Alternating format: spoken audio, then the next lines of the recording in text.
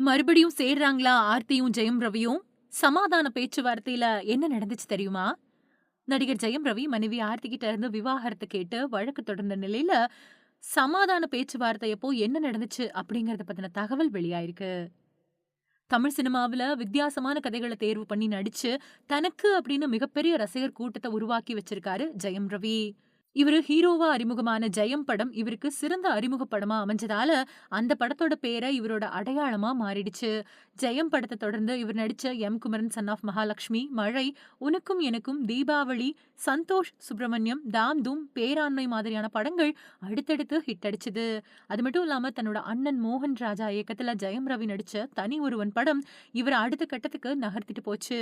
ஒரே மாதிரியான கதைகள தேர்வு செஞ்சு நடிக்கக்கூடிய நடிகர்கள் மத்தியில மிருதன் படத்தின் மூலமா ஜாம்பி கதையிலயும், வனமகன் படத்துல காட்டுவாசியாவும், டிக் டிக் படத்துல சயின்ஸ் ஃபிக்ஷன் படமாவும், பூமி படத்துல சயின்டிஸ்டாவும், பொன்னியின் செல்வன் படத்துல ராஜராஜ சோழனாவும் நடிச்சு பிரமிக்க வச்சாரு.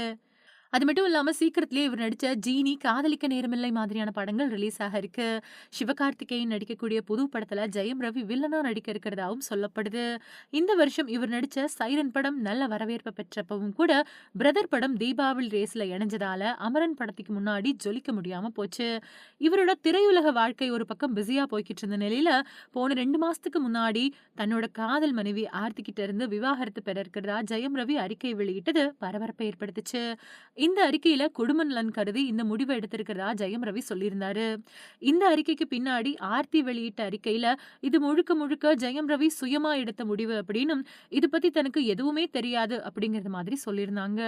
அதே மாதிரி இந்த அறிக்கையால தானும் தன்னோட பிள்ளைகளும் செய்யறது தெரியாம தவிச்சிட்டு வரதாவும் ஆர்த்தி தரப்புல தெரிவிக்கப்பட்டிருந்தது. பின்னாடி இதுக்கு ஜெயம் ரவி தரப்புல இருந்து விளக்கம் கொடுக்கப்பட்ட நிலையில, ஆர்த்தி மறுபடியும் தன்னோட கணவர் ஜெயம் ரவி கூட சேர்ந்து வாழ்றதுல விருப்பம் இருக்கிறதா தெரிவிச்சிருந்தாங்க. நீதிமன்றம் தனக்கான நியாயத்த தெரிவிக்கும் அப்படிங்கிற நம்பிக்கையும் இவரோட அறிக்கையில வெளியிடப்பட்டுச்சு. இந்த நிலையில ஜெயம் ரவி அப்புறம் ஆர்த்தியோட வழக்கு நவம்பர் 27ஆம் தேதிக்கு தள்ளி வைக்கப்பட்ட நிலையில, 2 பேரும் சமரச தீர்வு மையத்துல ஆஜராகி சுமார் 1 மணி நேரம் பேச்சுவார்த்தையில ஈடுபட்டாங்க.